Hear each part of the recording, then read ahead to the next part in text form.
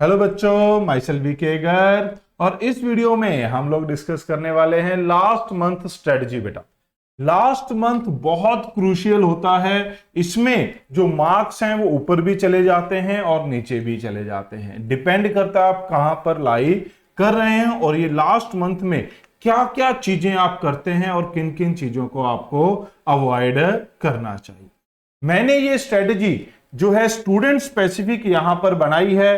3 category में students को divide किया है। अब क्या होता है, बच्चे अलग अलग तरीके की स्ट्रेटजी, किसी को साइड में देखते हुए बच्चे को वो ये कर रहा है तो मैं भी ये करूंगा, फॉलो करते हैं और वो काम नहीं करती है। बेटा, डिपेंड करता है। आप अभी मॉक टेस्ट में 600 प्लस मार्क्स ले रहे हैं, आपका टारगेट 720 है, रैंक लेकर आना चाहते हैं एक अच्छा, तो आपकी स्ट्रेटजी अलग होगी।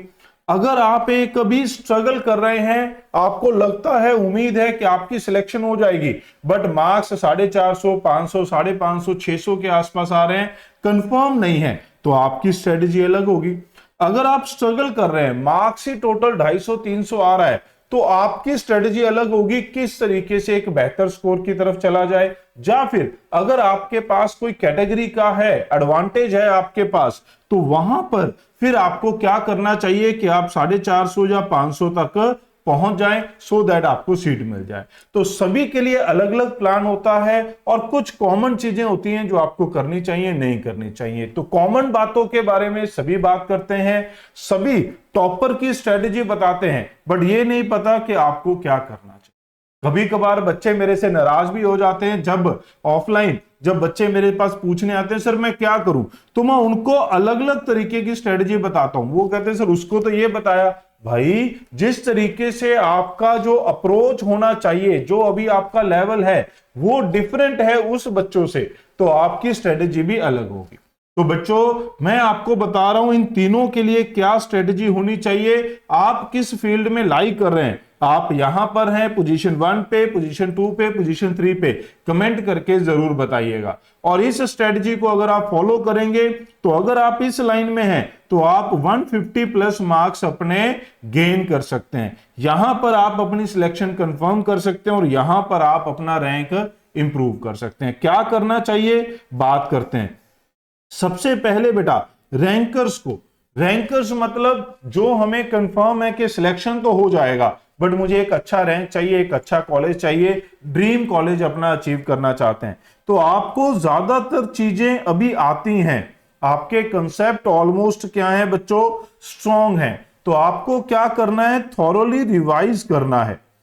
जो आपने अपनी एरर नोटबुक बनाई हुई है उसमें आपको देखना है कि आप कहां कहां गलत कर रहे थे, उन गलतियों को कम करना है। ऑलमोस्ट डेली आपको एक मॉक टेस्ट देना चाहिए, उस मॉक टेस्ट का एनालिसिस करना चाहिए। बच्चों, ये छोटी वीडियो रहेगी, ज्यादा टाइम नहीं लेंगे, बट अगर आप कमेंट करके बताएंगे तो मैं आपके लिए इन तीनों पार्ट पे अलग अलग वीडियो भी बना सकता हूं। अगर आप ध्यान से देखें तो डेली मॉक टेस्ट देना चाहिए, एनालिसिस करना चाहिए कि आप कहां पर क्या मिस्टेक कर रहे हैं। अपनी सिली मिस्टेक की नोटबुक को एनालिसिस करिए बेटा और अपनी सिली मिस्टेक इंप्रूव करिए। अगर आपका कोई वीक टॉपिक है तो उसके ऊपर आप क्वेश्चन की प्रैक्टिस करिए। क्लियर है बेटा, ये आपको करना चाहिए। मेन बात ये होती है कि जितना आपने पढ़ा है उस सभी नॉलेज को कलेक्ट करना है आपको, और जो जो आपकी सिली मिस्टेक्स हैं उन्हें आपको दूर करना है इस क्रूशियल टाइम में। बेटा, क्या ये बात समझ रहे हैं? बस आपको मेनली यही करना होता है, फोकस करना है कि डेली आप एक मॉक टेस्ट दें और उसका एनालिसिस करें। 3 घंटे का मॉक टेस्ट, 1.5-2 घंटे का एनालिसिस, फिर अपनी डायरी नोट्स मेंटेन करें कहां गलती की, और उसको नेक्स्ट टेस्ट में रिपीट नहीं करना है। मेन आपको फोकस करना है, आपको सारी नॉलेज है बट उसको कलेक्ट करना है, मल्टीपल टाइम आपको रिवाइज करना है, मल्टीपल टाइम आपको चीजों को रिवाइज करना है बेटा। फिर आते हैं बच्चों वो बच्चे जिनको लगता है कि सिलेक्शन होगी या नहीं होगी, उनके कुछ कंसेप्ट्स में भी वीकनेस हो सकती है बेटा। उनको भी हमारे पास क्या करना है, अभी डेली मॉक टेस्ट की जरूरत नहीं है, वो ऑल्टरनेट डे पे मॉक टेस्ट दे सकते हैं बेटा, या 2-2, 3-3 दिन में दे सकते हैं, लास्ट वाले वीक में डेली मॉक टेस्ट दे सकते हैं। अभी उन्हें और प्रैक्टिस की जरूरत है बेटा। तो उनको क्या करना है बेटा, अपने जो स्ट्रॉन्ग एरियाज हैं, जो स्ट्रॉन्ग एरिया है, फिजिक्स स्ट्रॉन्ग है, बायो स्ट्रॉन्ग है, केमिस्ट्री स्ट्रॉन्ग है, उसको तो और ज्यादा स्ट्रॉन्ग करना है बेटा।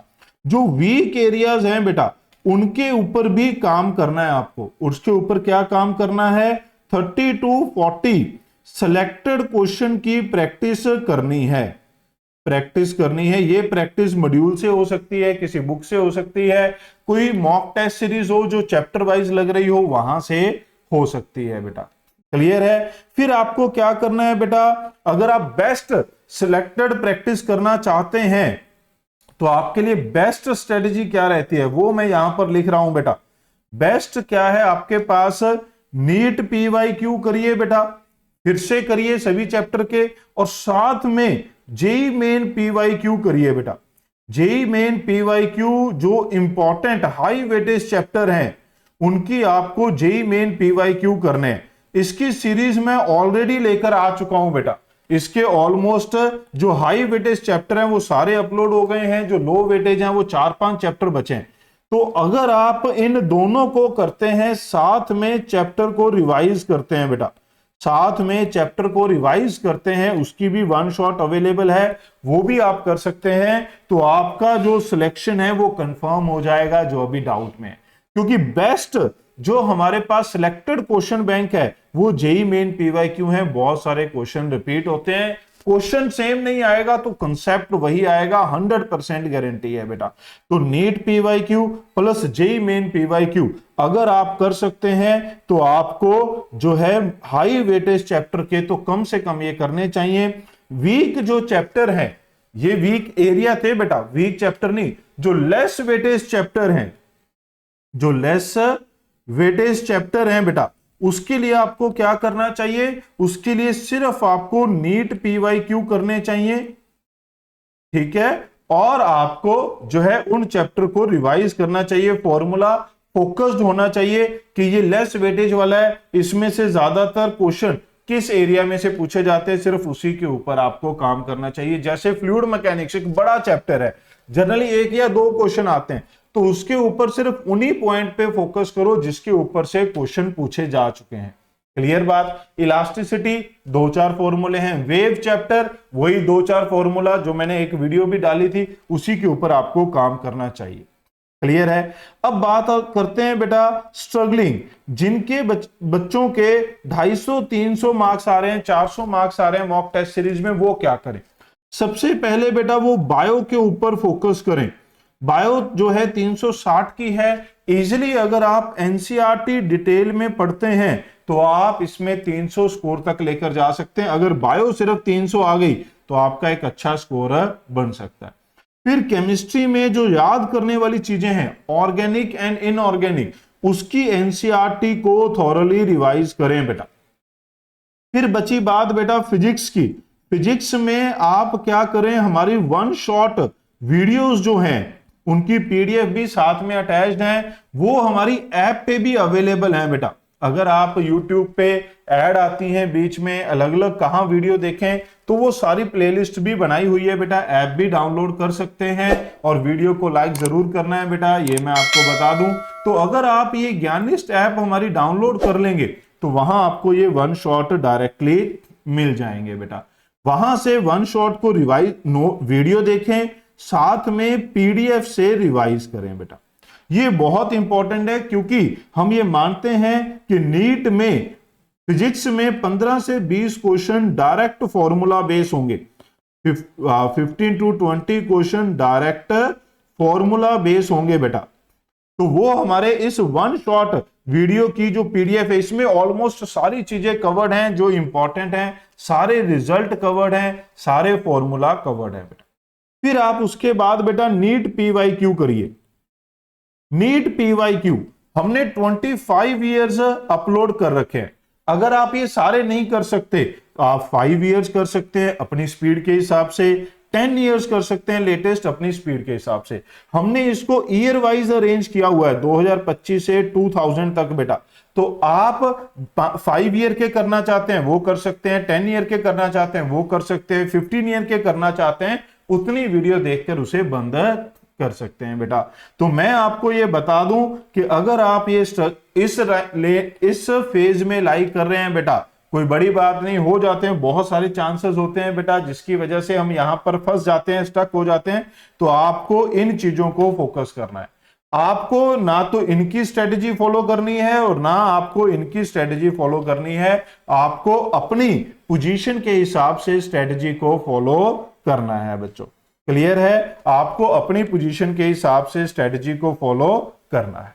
मैं उम्मीद करता हूं ये स्ट्रेटजी आपको काम आई होगी। अगर आप हमें और ज्यादा कांटेक्ट करना चाहते हैं, कुछ पूछना चाहते हैं, तो टेलीग्राम का चैनल दिया गया है बेटा, और इंस्टाग्राम का चैनल का भी लिंक दिया गया है। आप इंस्टा पे भी मैसेज कर सकते हैं, टेलीग्राम पे भी पर्सनल मैसेज कर सकते हैं। हम आपकी प्रॉब्लम को दूर करने की पूरी कोशिश करेंगे। अब हमारे पास है जर्नल डूज एंड डोंट्स। सबको मालूम है बेटा, सबसे इंपॉर्टेंट होता है बेटा अपने माइंड को टेस्ट के लिए प्रिपेयर करना। तो जो भी आप मॉक टेस्ट दें बेटा, जो भी आप मॉक टेस्ट दें, उस मॉक टेस्ट में आपको नीट की तरह ही सोचना है और उसका जो टाइम है वो 2 to 5 ही रखना है, क्योंकि आपको इस 2 to 5 में अपने ब्रेन की एफिशिएंसी को 100% करना है।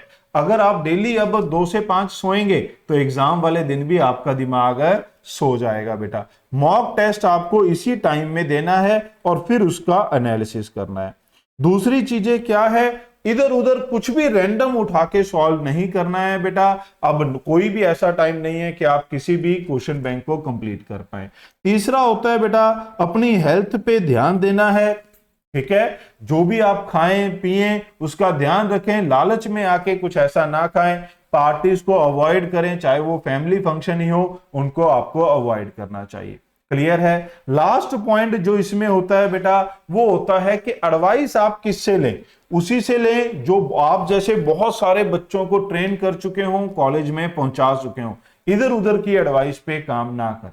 क्लियर है बेटा? तो ये हमारे डूज और डोंट्स होते हैं। सबसे ज्यादा जरूरी होता है ये 2 से 5 का साइकिल, इसमें अपने ब्रेन को 100% एफिशिएंट करना है, मॉक टेस्ट को एनालिसिस करना है और अपनी सिली मिस्टेक को अवॉइड करना है। हेल्थ का ध्यान रखना है बेटा और जो है अपनी मोटिवेशन को, मोरल को हाई रखना है। तो all the best for your exam बच्चों। उम्मीद करता हूं कि आपको ये एडवाइस अच्छी लगी होगी, तो वीडियो को लाइक जरूर करिएगा। आप हमें टेलीग्राम, इंस्टा पे भी फॉलो कर सकते हैं। Thanks for watching. Remember to like, comment and share.